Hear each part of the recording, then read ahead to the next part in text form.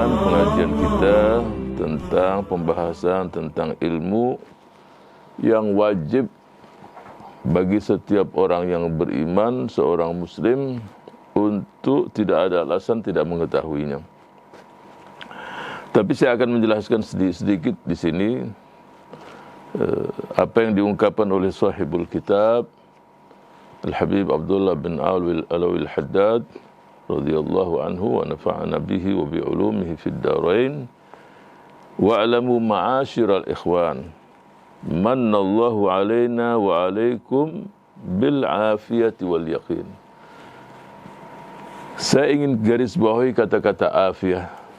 Sering kita dengar, bahkan sudah menjadi bahasa kita, sehat wal afiyat. Sihah bahasa Arab, al-afiyah juga bahasa Arab. Banyak bahasa kita ini yang asal muasalnya dari bahasa Arab. Tapi apa bedanya antara sehat dan afiat itu sendiri? Pasti ada perbedaan.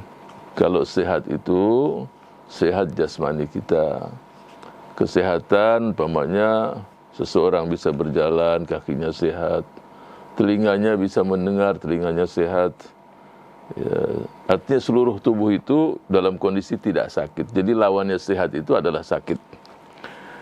Kalau afiat itu memiliki arti yang sangat luas, lebih luas daripada sehat.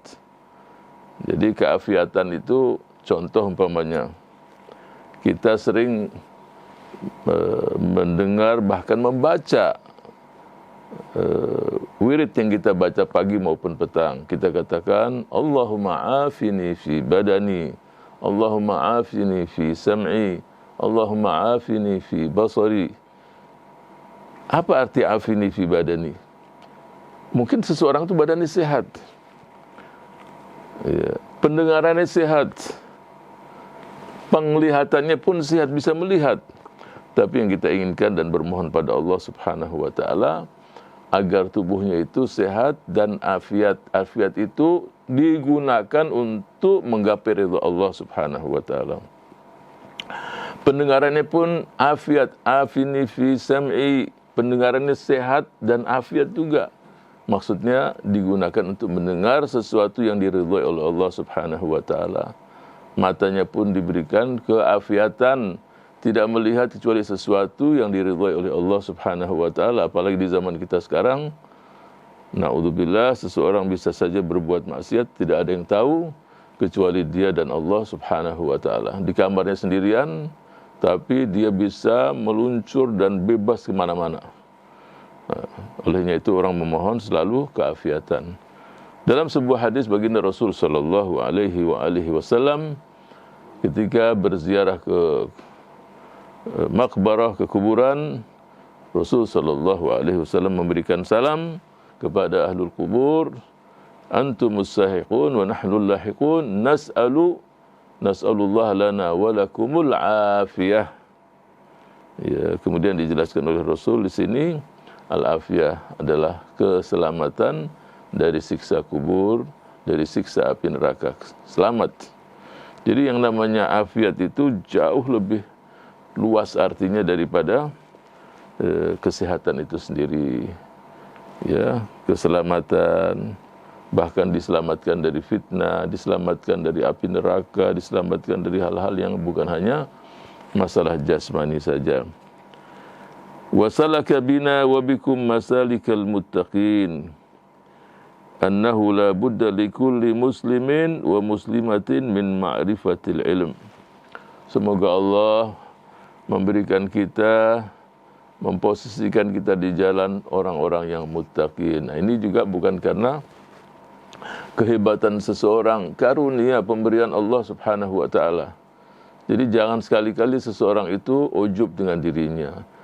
Ya, ujub, merasa hebat dengan ilmunya, merasa ada sesuatu yang dia itu lebih dari yang lain, sehingga dia dalam posisi yang istiqamah. Itu pemberian Allah.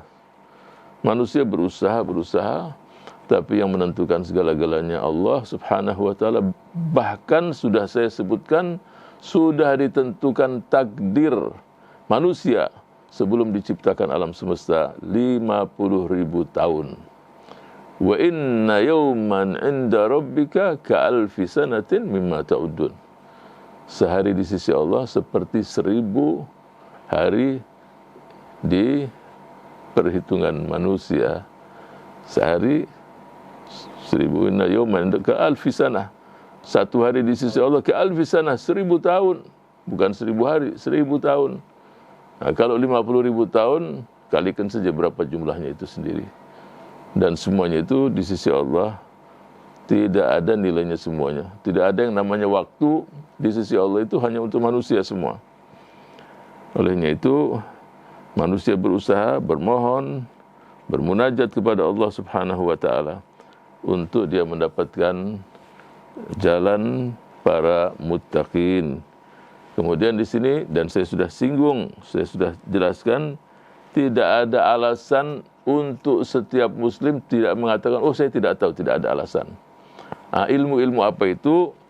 Pekan atau 2 pekan yang lalu saya sudah jelaskan. Ilmu-ilmu itu pertama juga, dia mengenal Allah. Rukun iman, al-imanu billah. Kemudian dia tahu mana yang diwajibkan, dia tahu mana yang diharamkan, dia tahu rukun Islam. Ini tidak ada alasan. Ya, kemudian dia tahu ilmu yang dia mesti pelajari. Umpamanya saya sudah singgung 2 pekan yang lalu, kalau dia mau nikah, dia paham bagaimana kewajiban suami. Ya. Kemudian hal-hal yang lain. Jadi ini sesuatu yang mendasar. Kemudian kita mulai dengan rukun iman. Mengenal Allah. Nah ini. Jadi tidak ada alasan dia tidak paham. Dia mulai masuk dengan mengucapkan, kalau dia seorang non-muslim, mengucapkan 2 kalimat syahadat. Asyhadu an la ilaha illallah wa asyhadu anna Muhammadan Rasulullah. Jadi ketika dia mengatakan 2 kalimat syahadat, dia harus pertama mengenal Allah. Jadi tidak ada alasan, ya, oh ya saya kenal dia adalah yang menciptakan terus selesai. Tidak, kamu harus paham betul. Walillahil masalul a'la, kita tidak memperumpamakan makhluk dengan khaliknya. Tapi kalau ada seseorang yang umpamanya ingin masuk atau bekerja dalam satu perusahaan, pasti dia mengajukan, diminta kurikulum vitae. Siapa orang ini? Di mana lahir? Siapa orang tuanya? Siapa kakeknya? Siapa? Detail semuanya. Ya kamu bagaimana yakin bahwa Allah yang menciptakan alam semesta? Ya, bahkan dalam surat Muhammad, surat ke-47 ayat 19, Allah Subhanahu wa taala berfirman, "Fa'lam annahu la ilaha illallah wastaghfir li dzambika walil mu'minina wal mu'minat," sampai akhir ayat. Jadi fa'lam, ketahuilah, annahu la, tidak ada, sesungguhnya tidak ada Tuhan, tidak ada ilah yang disembah kecuali Allah Subhanahu wa taala. La ma'buda bihaqqin illallah. Nah, ketika seseorang mengatakan la ma'buda bihaq, tidak ada yang layak, yang pantas untuk disembah kecuali Allah. La ma'buda illallah, la khaliqa illallah. Tidak ada Tuhan selain Allah. La raziqa illallah, tidak ada yang memberikan rezeki kecuali Allah. Jadi yakin benar. La nafi'a, tidak ada yang dapat memberikan manfaat kecuali Allah. Tidak ada yang mampu memberikan kemadharatan kecuali Allah. Semua urutannya itu jelas di situ. Jadi seseorang tidak takut, oh nanti masa depan saya bagaimana, ini bagaimana, anak saya harus satu aja, sebab nanti bagaimana rezeki anak. Nah ini tidak benar keyakinannya. Ketika mengucapkan la ilaha illallah, semua itu harus dia yakini bahwa yang memberikan rezeki, silakan berusaha, berikhtiar, tapi yakinlah bahwa semuanya itu juga di tangan Allah. Bahkan dalam hadis Rasulullah sallallahu alaihi wasallam menjelaskan kepada Ibnu Abbas, ya gulam, kalau seandainya seluruh penduduk bumi ini berusaha untuk memberikan kemanfaatan untuk dirimu, Kalau Allah tidak mengizinkan, tidak terjadi. Kalau semuanya sepakat untuk memberikan kemadaratan, kalau Allah tidak izinkan, ya tidak terjadi juga. Nah, ini keyakinan mengenal Allah, ma'rifatullah. Jadi ma'rifatullah itu dengan ayat-ayat kauniyahnya, dengan ciptaannya, dengan Al-Qur'annya. Wa fi anfusikum afala tubsirun, pada dirimu apakah kamu tidak melihat dengan mata hati nurani kamu? Ini ciptaan yang sempurna. Ya. Bagaimana tahu ya kamu sekarang ini menciptakan dirimu atau ada yang menciptakan kamu, tidak ada yang lain.